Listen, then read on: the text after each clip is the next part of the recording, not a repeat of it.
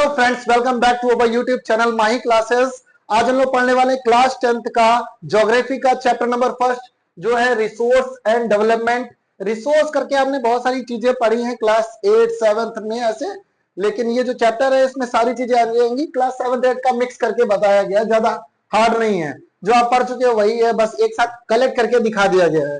तो ये mind map है। सबसे पहले माइंड मैप देख लेते हैं, पढ़ना क्या क्या है। रिसोर्स डेवलपमेंट को अगर आप रिसोर्सेस के दम पे क्लासिफाई करोगे तो इसकी 4 कैटेगरी बनाई गई है।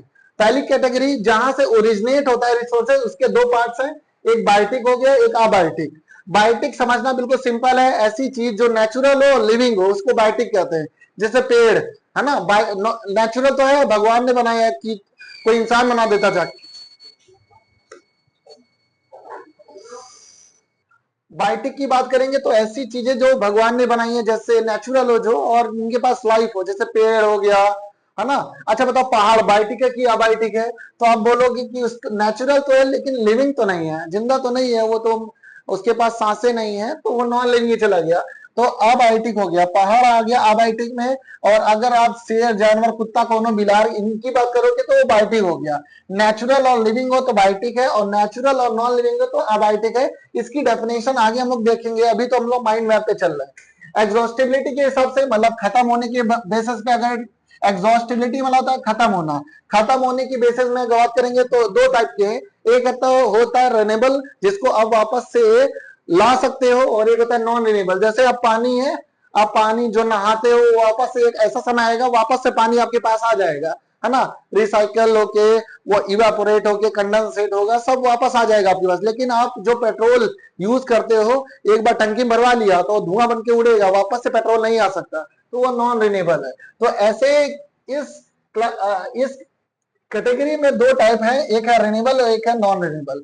रिन्यूएबल जो वापस से रिन्यू किया जा सकता है, नॉन रिन्यूएबल जिसका वापस से रिप्लेसमेंट नहीं है, गया तो खत्म हो जाएगा, वापस से नहीं आ सकता। डेवलपमेंट की बेसिस बात करें तो 4 टाइप है, डेवलप्ड, पोटेंशियल, स्टॉक और रिजर्व्ड। ये जस्ट हम लोग डेफिनेशन में आने वाले हैं, सेकंड स्लाइड में है। तो अभी हम लोग माइंड मैप देख रहे हैं। ओनरशिप की बेसिस में 4 है, इंडिविजुअल, कम्युनिटी, नेशनल और इंटरनेशनल। और अगर आप डेवलपमेंट की बेसिस में बात करोगे तो सस्टेनेबल डेवलपमेंट पढ़ना है आपको, एजेंडा 21 पढ़ना बहुत इंपॉर्टेंट है। इस चैप्टर में सबसे इंपॉर्टेंट मेरे को जो लगता है वो है एजेंडा 21। बाकी सब बातें आप क्लास 8 की बुक में भी देख सकते हैं, ये क्लास 8 की बुक में है। चैप्टर फर्स्ट उनका भी डेवलपमेंट है, लेकिन एजेंडा 21 बहुत इंपॉर्टेंट है यहाँ से। और रिसोर्स प्लानिंग ये बना के क्वेश्चन आता है, मतलब खुद से आपको बना के लिखना पड़ेगा, आपका दिमाग चलेगा तो आप ये बना लोगे, क्योंकि एनालिसिस वाले क्वेश्चन ज्यादा आने लगे हैं, रटे रटाए क्वेश्चन नहीं आते। आप बोलेगा कि बताओ आपके हिसाब से रिसोर्स प्लानिंग कैसे कर सकते हैं इंडिया में, तो ऐसे क्वेश्चंस बनेंगे। और प्रोसेस ऑफ रिसोर्स प्लानिंग, कैसे इंडिया में रिसोर्स प्लानिंग किया जाए, तो तरीका बताइए। तो ये सारे सेल्फ मेड क्वेश्चन है। एजेंडा 21 आपको रटना पड़ेगा, और रट लेना तो 3 नंबर का आपका कंफर्म हो जाएगा। एजेंडा 21 बहुत इंपॉर्टेंट है, मैंने सारी डिटेल इसी टॉपिक में बताई है एजेंडा 21 में। और इसके बाद आप बात करोगे सॉइल्स के टाइप में, तो 6 टाइप्स की सॉइल है। और एक alluvial soil, black soil, red soil, laterite soil, arid soil जिसको डेजर्ट सॉइल भी कहते हैं, और फॉरेस्ट सॉइल। और लैंड रिसोर्स की बात करोगे तो लैंड यूटिलाइजेशन की बात हुई है, मतलब जमीन का कैसे इस्तेमाल किया जाता है इंडिया में। और लैंड यूज पैटर्न कैसे, किस हिसाब से है पूरा। और लैंड डिग्रेडेशन, मतलब लैंड की क्वालिटी में कमी आना। ये सारे टॉपिक इस चैप्टर में पढ़ने वाले हैं, ये आपको याद रहेगा। तो इतना ही चैप्टर में, इससे ज्यादा नहीं है। चलते हैं पहले टॉपिक में। तो पहला टॉपिक है रिसोर्स। रिसोर्स की डेफिनेशन कभी जिंदगी में नहीं पूछी जाएगी, लेकिन आपको पता होना चाहिए रिसोर्स क्या होता है। तो रिसोर्स को हिंदी में कहते हैं संसाधन।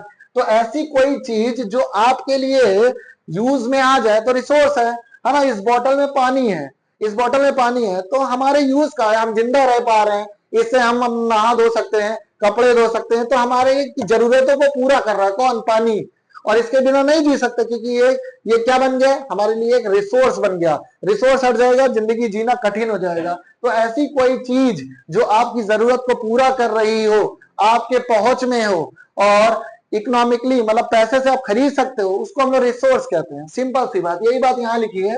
Everything available in our environment which can be used to satisfy our needs provided it is technologically accessible. Accessible मतलब होता है आपकी पहुंच में हो। इकोनॉमिकली फीसिबल, पैसे से आप खरीद सकते हो। ये नहीं कि 1 लीटर पानी मिल रहा है 1 करोड़ का, तो ये रिसोर्स नहीं हुआ। रिसोर्स क्या होता है? एक ऐसी चीज जो आम आदमी के पहुंच में हो, उसको रिसोर्स कहते हैं, है ना। और इसके बाद कल्चरली एक्सेप्टेबल और आपकी संस्कृति से मैच करता हो। ये नहीं कि कोई आदमी बोले कि पानी हमारे लिए पूज्य नहीं है, हमारी संस्कृति से मैच नहीं कर रहा है, हमारा धर्म क्या विरोधी है पानी, ऐसा नहीं कह सकते, है ना। तो ऐसी कोई चीज जो इन चारों कैटेगरीज को फॉलो करती है उसको हम लोग बोलते हैं रिसोर्स। जैसे ये वाटर दिख रहा है आपको, वाटर एक रिसोर्स है। आपको वुड दिख रही है, ये भी एक रिसोर्स है, घर में फर्नीचर वगैरह बनता है। सोलर एनर्जी आपको दिख रही है, इससे हम लोग बहुत सारी चीजें इस्तेमाल करते हैं। सन सोलर एनर्जी से बहुत सारी चीजें बनती हैं, है ना। तो ये हमारे रिसोर्स है। विटामिन डी भी इसी से मिलती है, रिसोर्स है। और आप देख रहे हो विंड एनर्जी, ये भी एक रिसोर्स है ना। जो आपके लिए जरूरत की चीज हो उसे रिसोर्स कहते हैं। बाकी भाड़ में जाए मेरे से क्या मतलब है कि नहीं।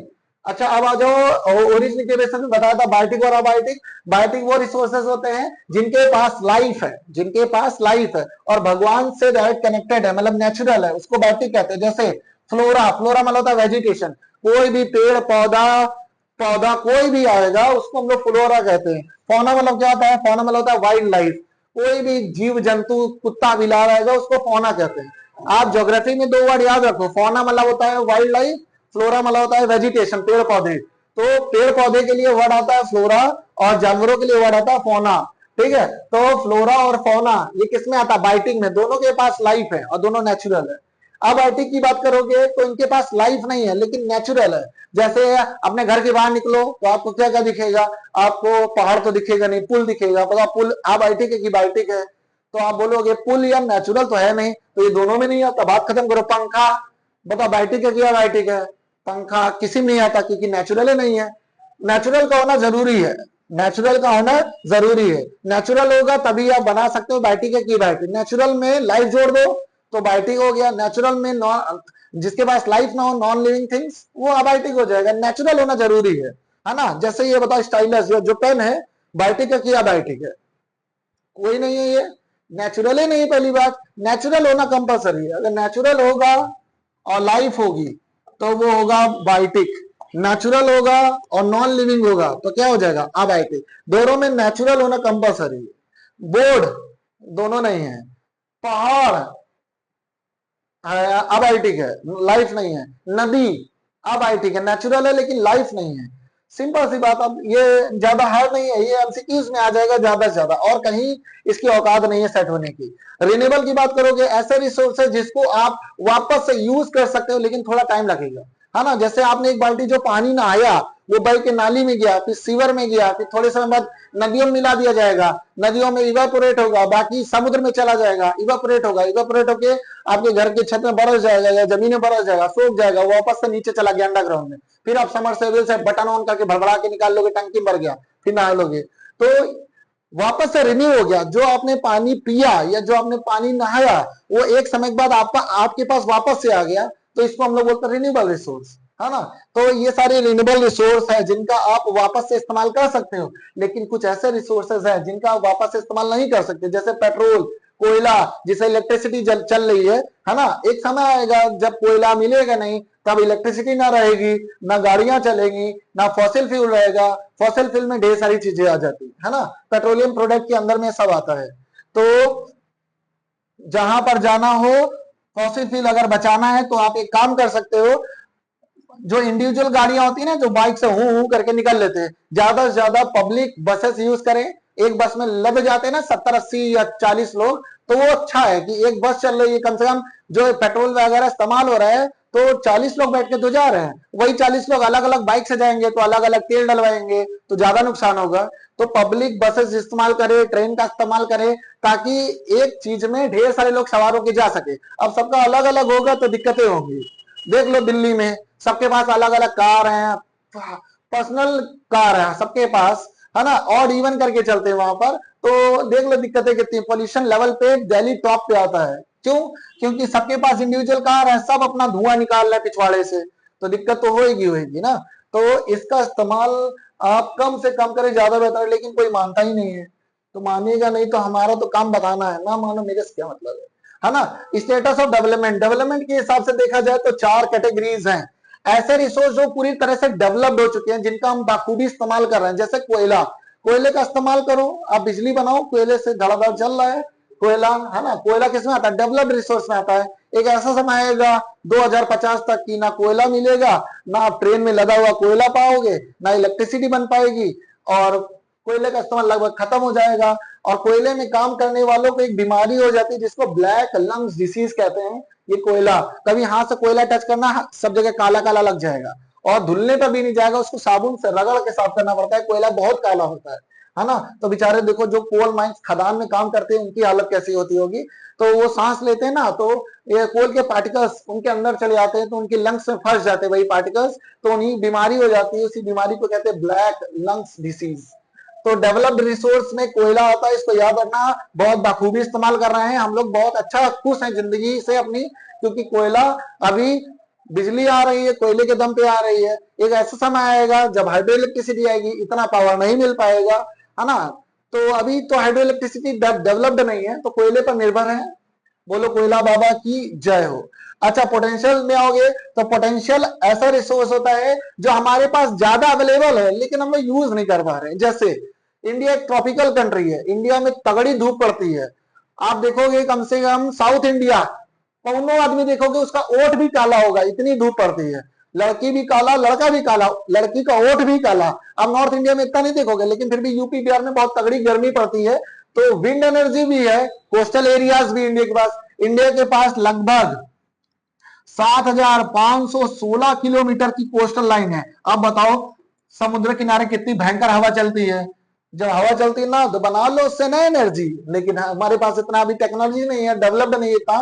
तो सोलर एनर्जी भी तगड़ी है, लगाओ राजस्थान में सोलर पैनल्स, यूपी बिहार में देखो कितनी भयंकर हम लोग बिजली पैदा करते हैं, फिर बेचो, है ना। आज देख लो लाइट इलेक्ट्रिसिटी हर चीज से कनेक्ट है। 2 दिन इलेक्ट्रिसिटी नहीं आएगी ना, आदमी नहा धो ना पाएगा, बाथरूम तक ना जा पाएगा, क्योंकि सबके घर में समरसेबल है, और लाइट नहीं आएगी, समरसेबल नहीं चलेगा, तो फिर दिक्कतें हो जाएंगी। तो पोटेंशियल में हम लोग के पास सोलर एनर्जी विंड एनर्जी है, लेकिन हम लोग यूज नहीं कर पा रहे इतना, है ना। फिर इसके बाद आएगा स्टॉक। स्टॉक में मतलब हमारे पास पहले से स्टॉक में है, जैसे हाइड्रोजन एनर्जी और ऑक्सीजन एनर्जी। हाइड्रोजन एनर्जी से हम लोग बॉम्ब वगैरह बना सकते हैं, हाइड्रोजन बॉम्ब बहुत खतरनाक होता है, एटम बॉम्ब से खतरनाक। लेकिन भाई साहब टेक्नोलॉजिया नहीं है, टेक्नोलॉजी नहीं है। एक रील में चलता है ना, काफी टेक्नोलॉजी, क्या बोलते हैं उसको, टेक्नोलॉजिया। तो टेक्नोलॉजिया नहीं है जिससे हम लोग हाइड्रोजन और ऑक्सीजन एनर्जी को इस्तेमाल करते हैं। रिजर्व की बात करोगे तो ऐसी एनर्जी जिसको हम लोग फ्यूचर जनरेशन के लिए बचा के रखें, जैसे डैम वगैरह पर लगा दो टरबाइन, चक्का लगा दो, खूब तेज से घूमेगा, है ना, और वो एनर्जी कन्वर्ट करके देगा, जिसको हम लोग हाइड्रो इलेक्ट्रिसिटी कहते हैं। हाइड्रो इलेक्ट्रिसिटी सोच रहा है कि हम लोग फ्यूचर जनरेशन 2050-40 के बाद इस्तेमाल करें, जब हमारे बच्चे अच्छे पैदा हो जाए, जब कोयला भी खत्म हो जाएगा और हाइड्रो इलेक्ट्रिसिटी की जरूरत भी पड़ेगी तगड़ी। तो हाइड्रो इलेक्ट्रिसिटी तभी बनाएंगे, मतलब पानी से बनने वाली इलेक्ट्रिसिटी को हाइड्रो इलेक्ट्रिसिटी कहते हैं। इसका इस्तेमाल तभी कर सकते हैं जब वगैरह डैम वगैरह में पानी स्टोर कर लो और भड़बड़ा छोड़ दो। आप कभी बैराज वगैरह या डैम में जाना, दोनों कितनी स्पीड होती है पानी की, तो हम लोग गलती से गिर गया ना तो हड्डी तक नहीं बचेगी उसकी। तो रिजर्व एनर्जी में हाइड्रो इलेक्ट्रिसिटी आती है। एग्जाम्पल याद रखना, कभी डेफिनेशन नहीं पूछेगा आपसे, है ना। एमसीक्यूज में आएगा तो स्टॉक या फिर रिजर्व के एग्जांपल पूछ लेगा, इससे ज्यादा नहीं पूछा जाएगा, है ना। तो फिर आगे बढ़ा जाए। फिर इसके बाद देखो, अब मालिकाना हक के बेसिस में इसकी 4 कैटेगरीज की गई है। जैसे ये बोर्ड या फिर ये मार्कर, तो इसमें पर्सनली मेरा हक है, क्योंकि ये मेरा द्वारा खरीदा गया है, तो ये मेरा क्या हो गया, इंडिविजुअल रिसोर्स। मेरा है तो इंडिविजुअल रिसोर्स, मेरी बाइक है तो इंडिविजुअल रिसोर्स, मेरा घर है तो इंडिविजुअल है। पर्सनली एक व्यक्ति का हक हो तो उसको बोलते हैं इंडिविजुअल रिसोर्स। अब पार्क वगैरह या शौचालय वगैरह तो समूह, इसमें कम्युनिटी का हक होता है, पूरे समुदाय का, कोई भी जाए इस्तेमाल कर ले उस एरिया का, तो उसे बोलते हैं कम्युनिटी रिसोर्स, है ना। अब जैसे मान लो पुल हो गया, ये नेशनल हाईवे हो गया, जैसे, है ना, आपके देश का बॉर्डर हो गया, आपके देश में नदियां हो गई, आपके देश में ये जो पेड़ पौधे हो गए, ये सब आ गए किसमें, नेशनल रिसोर्स में।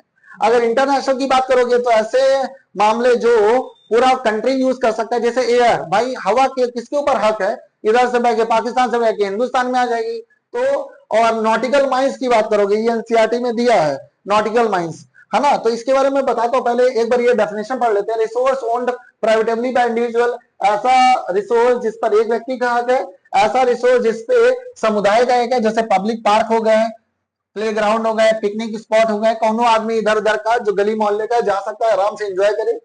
नेशनल चीजें, नेशनल में जैसे फॉरेस्ट आ गया, wild life, land divisions, political territories, ये सब नेशनल रिसोर्स है। इंटरनेशनल की बात करेंगे तो इंटरनेशनल में 12 नॉटिकल माइल्स। अब बात समझिए क्या है, ये जो समुद्री है ना, ये समुद्री सीमा जो है, ये इंडिया का ये साउथ पोर्शन है, पेनिनसुलर है ना, पेनिनसुलर इंडिया है, और यहाँ पर गुजरात है, ये है गुजरात अपना। तो देखो यहाँ पर मुंबई है, महाराष्ट्र, केरला, ये सारी चीजें हैं। तो यहाँ पर आप कभी जाना समुद्र एरिया में, समुद्री कोस्टल एरियाज में जाना, आपको कुछ दिखेगा नहीं, आपको कुछ दिखेगा नहीं, सिर्फ और सिर्फ क्या दिखेगा, सिर्फ और सिर्फ पानी पानी दिखेगा।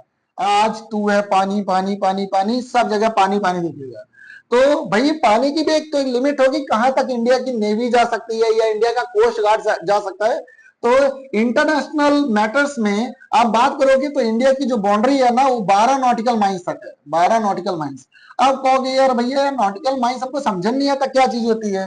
तो एक नॉटिकल माइल्स में हम आपको अंदाजे बता दे रहे हैं, एक नॉटिकल माइल में 1.65 किलोमीटर होता है, लगभग मान लो 1.5 किलोमीटर। तो इंडिया का 12 नॉटिकल माइल्स है, तो 12 को अगर आप 1.5 से मल्टीप्लाई करोगे 1.6 से, करें मल्टीप्लाई कर देते चलो। अच्छा तो ये हो जाएगा 2 8 जा 16 ना, मल्टीप्लाई करो 16 2 जा 32 कैरी 3, 16 में जा 16 19। तो इंडिया का लगभग 20 किलोमीटर के आसपास एरिया इंडिया के अंडर में आता है, 20 किलोमीटर समुद्री एरिया। जैसे ये मान लेते हैं मुंबई है, मुंबई से 20 किलोमीटर तक ही आप जा सकते हैं, यहाँ पर इंडिया का क्षेत्र है। इसके आगे जाओगे उड़ा दिया जाएगा आपको, क्योंकि इंडिया की बाउंड्री समाप्त है यहाँ से। तो पानी की बाउंड्रीज 12 नॉटिकल माइल्स तक की है, तो ये इंडिया इंटरनेशनल मैटर्स में आता है ना। तो ये इतना याद रखना, इंडिया की कोस्टल एरिया जो है 12 नॉटिकल माइल्स है। इसके आगे जाओगे तो थोड़ा थोड़ा हद खत्म हो जाएगा, मछलियां पकड़ने का अधिकार ऐसे से रहता है सब, है ना। तो इसको याद रखना, 12 नॉटिकल माइल्स इंडिया का है। इसके बाद हम लोग बात करेंगे सीधा सस्टेनेबल डेवलपमेंट पे। अब सस्टेनेबल डेवलपमेंट क्या होता है, 75 बार वर्ड सुन चुके हो, सस्टेनेबल डेवलपमेंट। सस्टेनेबल डेवलपमेंट होता क्या है, एक ऐसा डेवलपमेंट जिसमें आप रिसोर्स को इस्तेमाल भी कर पाओ और अपने आने वाले नन्हे मुन्ने बच्चों के लिए भी सेव कर पाओ, उसी डेवलपमेंट को हम लोग बोलते हैं सस्टेनेबल डेवलपमेंट। जैसे जैसे आपके पास कोयला है ना, आपके पास पानी है, आपके पास नदियां हैं, आपके पास फॉरेस्ट है, तो आप भी इस्तेमाल करो, और ऐसा इस्तेमाल करो बचा बचा के कि आपके जो बच्चे हैं, नन्हे मुन्ने बच्चे, वो आपको गरियाए नहीं कि हमारा बप्पा सब इस्तेमाल करके चले गए, हमको कुछ बचा ही नहीं। तो ऐसा रिसोर्स आप यूज करो जिससे आप भी खुश रहो और आपकी आने वाली पीढ़ियां भी खुश रहे। इसी डेवलपमेंट को बोलते हैं सस्टेनेबल डेवलपमेंट। इसमें 17 टाइप के गोल्स लिए गए हैं, लक्ष्य लिए गए हैं।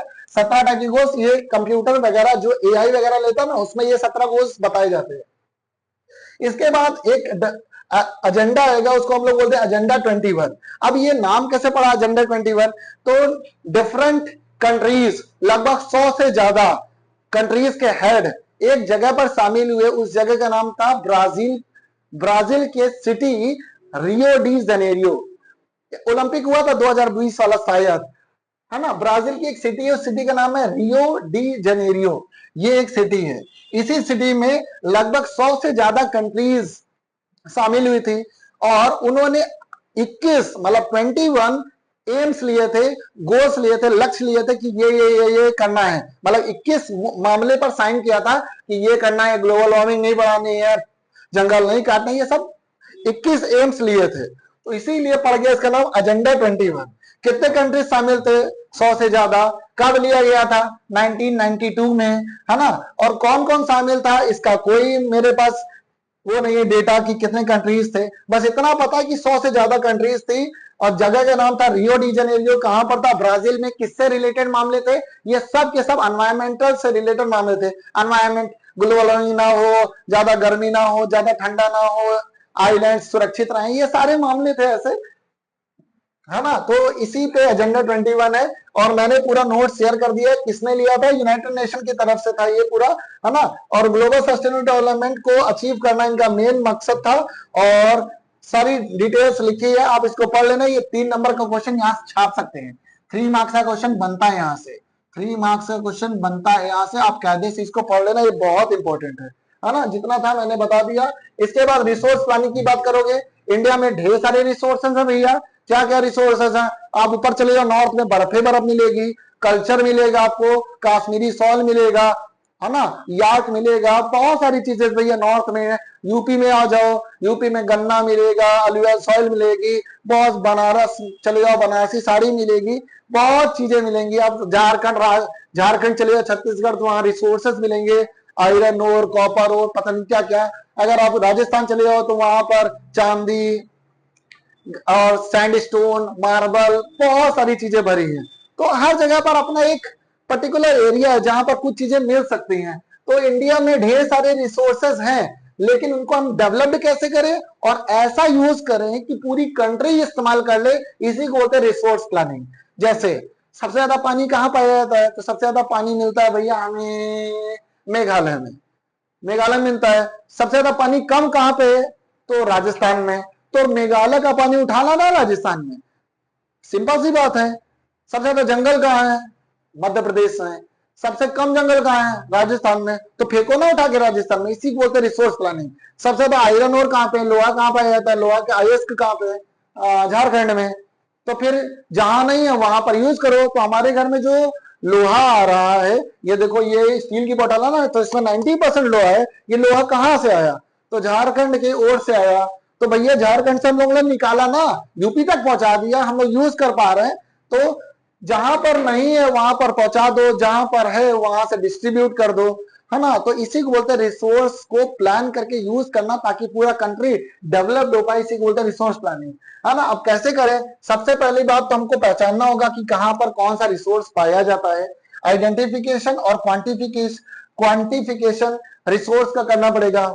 उसके बाद इंडिया में आप जानते हो डाइवर्सिटी भर भर के, हर चीज में विभिन्नता मिलेगी आपको, चाहे वो इंसान हो, चाहे उसकी सोच हो, चाहे रंग हो, चाहे जाति हो, चाहे धर्म हो, 75 चीजें हैं, डाइवर्सिटी है ना। इसी डाइवर्सिटी के बेसिस में हम लोग को सबको डिस्ट्रीब्यूट करना होगा, है ना। रिचनेस देखो लिखा है, there are reasons which are rich in certain type of resources. कुछ ऐसी जगह है जहां पर बहुत ज्यादा रिसोर्सेज पाए जाते हैं, कुछ ऐसी जगह जहां पर पाए ही नहीं जाते हैं। तो उन एरिया से उठा के जहां पर ज्यादा पाया जाता है पटक दिया जाए, जहां पर कम पाया जाता है। इसी को बोलते हैं बैलेंस रिसोर्स प्लानिंग, है ना। तो ये करना ही पड़ेगा। अरुणाचल प्रदेश में पानी बहुत ज्यादा है, लेकिन क्या है, इंफ्रास्ट्रक्चर नहीं है, वहां पर बनाया नहीं जा सकता क्योंकि पहाड़ी रीजन है। तो भैया पानी से निकाल लो और इंफ्रास्ट्रक्चर पहुंचा दो यहाँ पर, तो ये डेवलप्ड हो जाएगा। राजस्थान सोलर विंड एनर्जी भर भर के है, लेकिन पानी नहीं है, तो कहीं से कैनल्स बना के रिवर लेके आओ, जैसे इंदिरा गांधी कैनल आई है वैसा ही डिस्ट्रीब्यूट करो। राजस्थान हरा भरा, राजस्थान खुश, हम भी खुश। लद्दाख में जाओगे तो रिच हेरिटेज है, बहुत ज्यादा विरासत पाई जाती है वहां पर, हर चीज पाई जाती है, लेकिन पानी की कमी है। तो यहाँ पर भी सिंधु नदी और व्यास, रावी, ये सारी रिवर्स है, वहां से पानी भेजा जाए ऊपर, है ना। तो ये सारा बैलेंस कर सकते हैं, लेकिन इनके लिए चाहिए आपको थोड़ा बुद्धि और पॉलिटिशियंस का साथ। लेकिन पॉलिटिशियंस को अपना वोट बैंक के चक्कर में इनको कुछ सूझता ही नहीं है। रिसोर्स प्लानिंग की बात करोगे, ये हेडिंग्स दिया आपको बना के लिखना पड़ेगा। Identification and inventory of resources, सबसे पहले आपको रिसोर्स को आइडेंटिफाई करना है कि कहां पर कौन सा रिसोर्स कितना पाया जाता है। दूसरा, उसको आपको प्लान करना पड़ेगा, अपना स्किल और टेक्नोलॉजी का इस्तेमाल करके इधर से उधर ट्रांसफर करना पड़ेगा। और तीसरा, आपको मैच करना पड़ेगा कि पूरा ओवरऑल कंट्री डेवलप्ड हो पा रहा है कि नहीं। तो 3 हेडिंग्स है, आपको इसमें बना बना के लिखना है, लगभग आधा पेज का आंसर पहुंचा देना है, 3 नंबर मिल जाएगा। लैंड रिसोर्स की बात करोगे तो इंडिया में 43% प्लेन्स है ना। आप देखो यूपी बिहार, ये यूपी है अपना, यूपी बिहार उत्तराखंड हिमाचल पंजाब हरियाणा मध्य प्रदेश, है ना, छत्तीसगढ़ झारखंड वेस्ट बंगाल, ये पूरा प्लेन एरिया है। इंडिया में सबसे ज्यादा जो पाया जाता है ना वो है प्लेन्स। और प्लेन में हर चीज हो सकती है, एग्रीकल्चर से लेके ट्रांसपोर्टेशन बेस्ट होता है, हर चीज फैक्ट्रीज इंडस्ट्रीज डेवलप कर सकते हो। पहाड़ी एरिया में कैसे बनाओगे, ऐसे बनाओगे कि ढाल पे बनाओगे, फैक्ट्रीज नहीं बना सकते, पॉसिबल नहीं है। तो इंडिया में प्लेन्स जो है ना वो बहुत अच्छा है, 43% है। यहाँ कुछ करो, एग्रीकल्चर करो, चाहे इंडस्ट्रीज स्टैब्लिश करो, डेवलप्ड होगा। माउंटेन्स पे खेती बाड़ी उतनी अच्छी नहीं हो सकती, है ना, इंडस्ट्रीज भी स्टैब्लिश नहीं हो सकती। रिवर्स लेकिन रेगुलर फ्लो होती हैं, तो पानी बहुत ज्यादा पाया जाता है माउंटेन एरियाज में। पहाड़ी एरिया में चले जाओ, लद्दाख चाहे राजस्थान, सॉरी लद्दाख चाहे आप उत्तराखंड या हिमाचल, पहाड़ी एरिया है, आराम से रिवर्स ओरिजिनेट होती है, गंगा उत्तराखंड से निकलती है ना।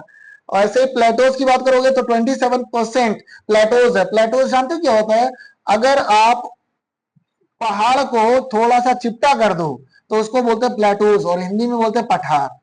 टीला कह दो, इनडायरेक्टली इनडायरेक्टली कह दो टीला। तो प्लेटोज पाए जाते 27%। जैसे आप झांसी क्रॉस करोगे ना, झांसी खजुराहो मध्य प्रदेश, यहाँ पर देखना आपको टीला ही टीला दिखेंगे, प्लेटोज दिखेंगे। फिर इसके बाद बात करेंगे हम लोग लैंड यूटिलाइजेशन पे। फॉरेस्ट कितना परसेंट है? सबसे ज्यादा फॉरेस्ट तो मध्य प्रदेश में है, 27 से 28% शायद फॉरेस्ट है ना।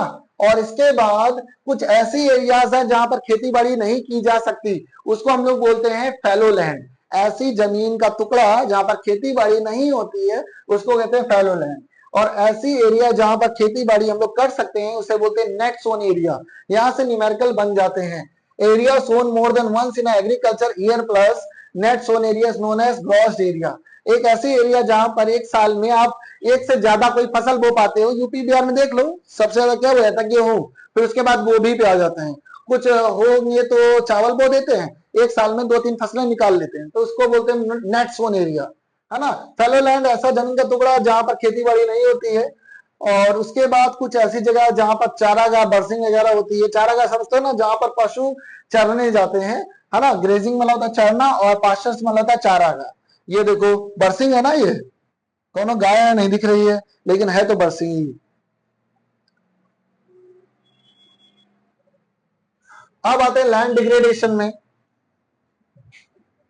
लैंड डिग्रेडेशन क्या होता है? जब जमीन की क्वालिटी में कमी आ जाती है। देखो लैंड की क्वालिटी में कमी आ जाए तो डिग्रेडेशन कहते हैं। जैसे आप कार खरीदो शोरूम से और निकल के आओगे, मान लो 7 लाख की कार है, वैसे 7 लाख की कार पता नहीं आती कि नहीं आती, है ना, आती है। मान लो 7 लाख की वैगन आर खरीद के लाए आप, और आप शोरूम से निकले और बोला यार मन नहीं है वैगन आर का, दूसरी कार चाहिए, तो वैगन आर पुरानी हो गई, इसी को बोलते हैं डिग्रेड हो गई, मतलब वैल्यू कम हो गई।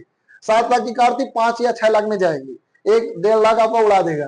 तो क्वालिटी में कमी आना इसको बोलते हैं डिग्रेडेशन। तो ऐसे जमीन की क्वालिटी में भी कमी आती है तो इसको बोलते हैं लैंड डिग्रेडेशन। और लैंड डिग्रेडेशन के कारण देखो, जैसे सबसे ज्यादा गुजरात में जमीन की क्वालिटी में, सॉइल की क्वालिटी में कमी आई है। रीजन क्या है? वहां पर पशु और मवेशी घास ज्यादा चढ़ जाते हैं। अब बोलोगे घास चढ़ने से क्वालिटी कैसे कम हो जाएगी सॉइल की? तो भैया जो घास रहती है वो पकड़ के रखती है जमीन के टॉप लेयर को, टॉप लेयर ही फर्टाइल होती है। अब वो घास उड़ा दोगे तो धूल धक्कड़ बन के उड़ती रहेगी। आप देखना जिस एरिया में आपने कभी क्रिकेट खेला हो उस एरिया में देखना धूले धूल होगी, या फिर जिस एरिया से डंपर वगैरह निकल जाते हैं, ट्रक या डंपर, देखना धड़धड़ा के धूले धूल उड़ेगी, फिर आप उसको कंट्रोल कर ही नहीं सकते, है ना। तो ओवर ग्रेजिंग से घास चली जाती है। जब घास चली जाएगी, ओवर ग्रेजिंग मतलब होता है चढ़ना, जब ज्यादा चढ़ जाओगे तो उस सॉइल की घास चली जाएगी। जब घास चली जाएगी तो पकड़ने वाला तो चल रहा नहीं जो टॉप सॉइल को पकड़ता था, जिसकी वजह से वो धूल लकड़ में कन्वर्ट होने लगेगा। तो गुजरात और राजस्थान में ओवर ग्रेजिंग सबसे बड़ा कारण है लैंड डिग्रेडेशन का। अब ओवर इरिगेशन पंजाब और हरियाणा में सबसे ज्यादा होता है। ओवर इरिगेशन सिंचाई इतनी धड़ल्ले से होती है कि पानी टॉप सॉइल को बहा ले जाता है। माइनिंग, जैसे आप जाओ झारखंड या छत्तीसगढ़, जब खदानों की खुदाई होती है तो बड़े बड़े ट्रक या डंपर आते हैं। जब डंपर आएंगे तो लादेंगे, इतना भारी भारी वजन का ट्रक और डंपर जब निकलते हैं उस एरिया से ना, तो इनके मोटे मोटे टायर उस एरिया में धूल मिट्टी ले आते हैं और सॉइल बिल्कुल लूज हो जाती है। बिना कभी भी घर वगैरह बनना हो तो 3-4 बार अगर ट्रक आ गया आपकी गली में तो बर्बाद, सड़क चली गई। लेकिन कच्ची होनी चाहिए, ये नहीं पक्की सड़क में लेके आ रहे हो, है ना। और इसके बाद कुछ एरिया जहां पर सीमेंट वगैरह का काम होता है, बहुत धूल धाड़ उड़ती है। और इंडस्ट्रियल एरिया पे तो दिक्कत आएंगी, जहां पर वेस्ट निकलता ही है, इंडस्ट्रियल एरिया में तो वेस्ट निकलता ही है ना। तो बात करोगे अब इसको बचाया कैसे जा सकता है, तो आप ज्यादा से ज्यादा पेड़ लगाओ। काटने को डिफॉरेस्टेशन कहते हैं, लगाने को अफॉरेस्टेशन कहते हैं। और जो जानवर होते हैं ना, जैसे भेड़ बकरियां होती हैं ज्यादा चढ़ जाती हैं, या गाय, उनसे आप बचाओ, ओवर ग्रेजिंग से बचा लो। तीसरा है माइनिंग एक्टिविटीज, मतलब खुदाई वगैरह ना करने दो। चौथी चीज है, जहां पर ज्यादा रोड चलती है, ट्रक चलता है, वहां पर शेल्टर बेल्ट बना दो। शेल्टर बेल्ट क्या होता है? हाईवे किनारे जाओगे तो देखना बड़े बड़े पेड़ लगे होंगे और बीच में हाईवे निकल रहा होगा। तो जो बड़े बड़े पेड़ होते हैं ना, वो आवाज को, धूल लक्कड़ को इधर से उधर नहीं जाने देते। मतलब जो रह रहा जिनका घर बना है उनको ज्यादा आवाज नहीं सुनाई देती, उसको बोलते हैं शेल्टर बेल्ट। ये सड़क है और चारों तरफ यहाँ पेड़ लगा दो, ये पेड़ लगा दो ढेर सारे, इसे बोलते हैं शेल्टर बेल्ट। है ना, इसको बोलते हैं सेल्टर बेड। अभी फोटो होगी, मैं दिखाता हूँ सेल्टर बेड की।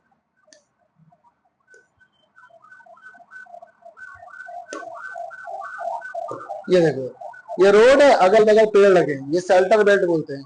ये रोड है और अगल बगल पेड़ लगे, इसको बोलते हैं शेल्टर बेल्ट। तो बहुत अच्छी चीज है शेल्टर बेल्ट, है ना। ये हाईवे के किनारे तो लगा देना चाहिए ताकि प्रॉब्लम ना हो लोगों को, जो घरों में रहते हैं बेचारे। एक निकलती गाड़ी हाँ है करके आवाज करके दिक्कत होती है लोगों को पढ़ने वगैरह में, सोने में। और इसके बाद जो डिस्चार्ज होता है, जो फालतू का वेस्ट वगैरह निकलता है, इसको प्रॉपरली कहीं पर रखा जाए और रिसाइकिल करके वापस से लाया जाए।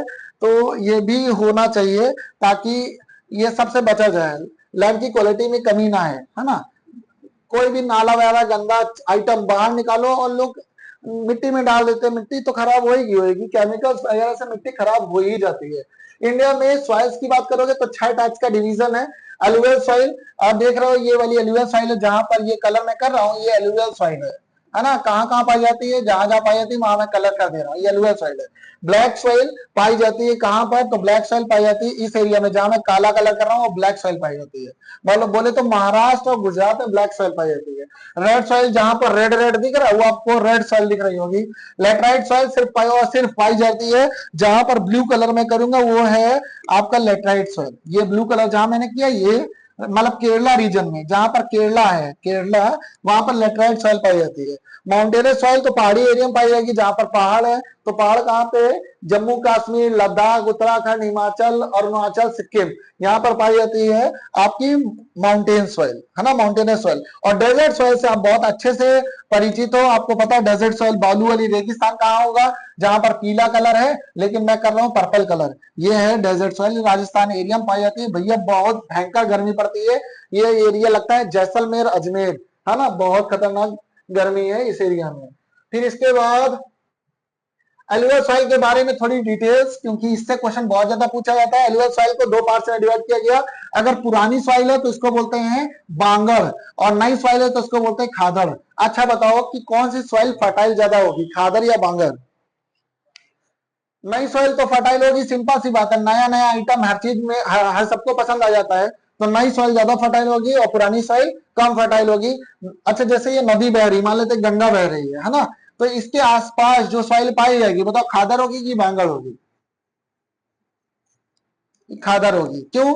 जब नदी कोई बह के आती है ना, अपने साथ कूड़ा करकट मिट्टी इकट्ठा करके लेके आती है, और जब उसकी स्पीड स्लो हो जाती है तो मिट्टी किनारे किनारे लगा देती है।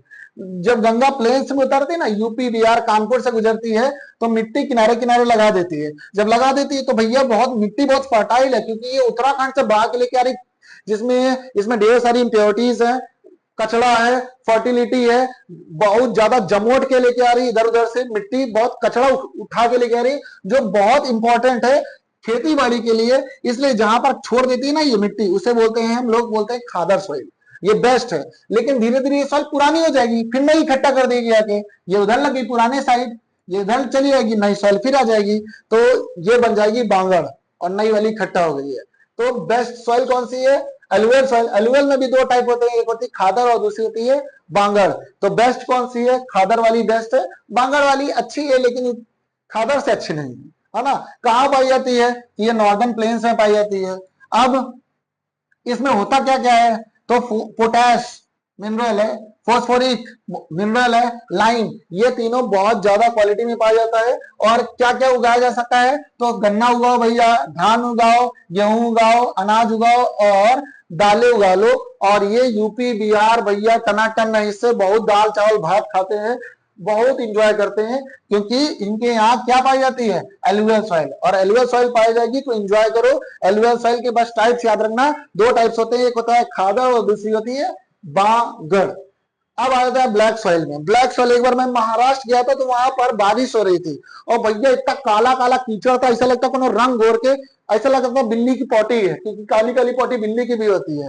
तो महाराष्ट्र में काली काली मिट्टी थी, तब मुझको पता चला कि महाराष्ट्र और गुजरात में काली मिट्टी पाई जाती है। यहाँ पर वॉल्केनो फटा था, जिसकी वजह से वॉल्केनिक इरप्शन की वजह से यहाँ की मिट्टी काली हो गई, और इसी काली मिट्टी को दूसरा नाम देते हैं रेगुर सॉइल, और या फिर कॉटन सॉइल। 3 नाम है। आपसे कोई बोले ब्लैक सॉइल तो बोलना रेगुर सॉइल, अगर आपसे कोई बोले रेगुर सॉइल तो बोल देना कॉटन सॉइल, क्योंकि 3 नाम है इसके। और यहाँ पर इस काली मिट्टी में सबसे अच्छा होता है कॉटन और गन्ना। कॉटन भी होता है और गन्ना भी होता है। इसलिए आप देखना गुजरात, सूरत में जाओ कभी, सूरत, गुजरात के सूरत में, तो वहां साड़ी का व्यापार, कपड़े का व्यापार बहुत होता है। और उसको मैनचेस्टर ऑफ इंडिया भी कहते हैं, अहमदाबाद को, गुजरात, सूरत को। बहुत कपड़ा होता है, बहुत साड़ियां बनती हैं, हर चीज वहां है कपड़े से रिलेटेड। बाकी सब तो यूपी में है ना। तो वहां की जो मिट्टी है वो बहुत फाइन क्ले है, मतलब बहुत छोटे छोटे पार्टिकल्स है। क्या क्या रिच है, ब्लैक सॉइल में क्या क्या पाया जाता है? CaCO3, कैल्शियम कार्बोनेट, जिसको चूना कहते हैं, बुझा हुआ चूना, मैग्नीशियम, पोटेश और लाइम। देखो पोटेश और लाइम तो एलिवेट सॉइल में भी थे, बस CaCO3 और मैग्नीशियम जुड़ गया। पाया कहा जाता है गुजरात और महाराष्ट्र। काली मिट्टी गुजरात और महाराष्ट्र। क्या उगाया जाता है? अच्छा, कॉटन। कॉटन उगाया जाएगा तो कपड़े का व्यापार बहुत अच्छा होगा, इसलिए कपड़े का व्यापार गुजरात और महाराष्ट्र में बहुत होता है। ये देख लो काली काली मिट्टी है ना, हाथ तो गोरा है लेकिन काली है मिट्टी। आगे बढ़ा जाए, रेड और येलो सॉइल। रेड और येलो सॉइल इग्नियस रॉक से मिलकर बने हैं। यहाँ पर बारिश बहुत कम होती है, यहाँ पे बारिश बहुत कम होती है। और ये पाया जाता है कहाँ पे? सदर्न मतलब साउथ इंडिया में। अभी मैंने दिखाया था रेड सॉइल का मैप, कहाँ दिखाया था? जहां पर आंध्र प्रदेश है, तमिलनाडु, वहां पर रेड सॉइल ज्यादा पाई जाती है। और रेड किसकी वजह से है? तो यहाँ पर आयरन ऑक्साइड ज्यादा मिलता है। आयरन बोले तो आयरन, जंग देखी, जंग जंग जब लगती है ना, तो वो आयरन और ऑक्सीजन और वाटर, ये तीनों रिएक्ट करके जंग बन जाती है। और जंग लगभग दिखती है आपको रेडिश ब्राउन कलर की। तो उसी से वही है ये आयरन ऑक्साइड। ये आयरन ऑक्साइड का कंटेंट रेड और येलो सॉइल में ज्यादा पाया था, इसलिए मिट्टी लाल हो गई है। लाल मिट्टी जिसको गेरू कहते हैं अपनी यूपी बिहार में, सुना है? लिपती हैं वो औरतें, जब बैठ जाएंगी बाल्टी लेके पोछा लगाया करेंगी ऐसे, है ना, तो गेरू टाइप का दिखता है। एरिड सॉइल, एरिड सॉइल आप जानते हो कहाँ पाया जाता है? राजस्थान में, सूखी बिल्कुल बालू मिट्टी। और पैर रख दोगे ना तिलतिला की गर्मी से अब छाला पड़ाएगा, बहुत ज्यादा हीट मारती है एरिड सॉइल। और यहाँ पर बारिश बहुत कम होती है, नमी भी नहीं है लगभग। और ये मिट्टी फिर इसके बाद रेड से ब्राउन में कन्वर्ट हो जाती है। कलर क्यों लिखा है मेरे खुद ही नहीं पता। लैटराइट सॉइल की बात करोगे तो केरला रीजन में पाया था, केरला में बहुत अच्छी पाई जाती है। और इसी मिट्टी में मसाले उगाए जाते हैं, मसालों के लिए बेस्ट है केरला में, इसलिए मसाले ज्यादा पाए जाते हैं। स्पाइस सिटी ऑफ इंडिया अगर कोई बोलेगा, या स्पाइस स्टेट ऑफ इंडिया, तो आप बता देना केरला, क्योंकि लैटराइट सॉइल पाई जाती है। लैटराइट सॉइल में मसाले बहुत अच्छे होते हैं और बारिश बहुत तगड़ी होती है। केरला में अभी भी बारिश हो रही होगी। केरला बहुत अच्छी जगह है, बहुत अच्छी साफ सुथरी जगह है। और यहाँ पे ह्यूमस का कंटेंट मतलब नमी बहुत कम होती है, नमी बहुत कम होती है। फॉरेस्ट सॉइल बात करोगे तो ये पहाड़ी रीजन में पाई जाती है। बारिश होती है, ज्यादा नहीं होती, लगभग हो जाती है, कम की हो जाती है बारिश। और यहाँ पर सॉइल पाई जाती है घाटियों में। घाटी जो ना, दो पहाड़ों के बीच में। अभी आपने सुना होगा पहलगाम अटैक, वो अटैक जहां पे हुआ था वो घाटी में हुआ था। दो पहाड़ों के बीच में जो रास्ता होता है या जो खाई छुट्टी होती है उसको घाटी कहते हैं। तो पहलगाम एक घाटी थी जहां पर लोग एंजॉय कर रहे थे, और एंजॉय हो गया, काफी ज्यादा एंजॉय हो गया, है ना। फिर इसके बाद आप आगे बढ़ोगे तो फिर आ जाएगा सॉइल इरोजन। जब जब जब जब सॉइल की टॉप लेयर हटा दी जाती है, चाहे वो हवा का झोंका हो चाहे पानी का झोंका हो, तो उसको बोलते हैं सॉइल इरोजन। और फिर इसके बाद आप देखो, यहाँ पर मैंने फोटो भी लगाई है, ये देखो पानी बह के आ रहा है ना, देखो यहाँ पर नाली टाइप का बना दिया, इसको बोलते हैं गली इरोजन। ये भी गली इरोजन है ना। गली इरोजन, गली इरोजन। अगर पूरी लेयर एक साथ हटा देता तो सॉइल इरोजन, लेकिन एक धारा बना दी नाली टाइप का, तो इसको बोलते हैं गली इरोजन। तो दो टाइप के इरोजन होता है, पानी से ये हुआ है, हवा से भी होता है। हवा से जब तेज हवा का झोंका चलता है ना, तो मिट्टी मिट्टी धूल धूल उड़ जाती है, टॉप लेयर की सॉइल उड़ जाती है, तो उसको बोलते हैं इरोजन। चाहे वो हवा से हो चाहे पानी से हो, तो उसको इरोजन ही कहते हैं, गली इरोजन या सीट इरोजन।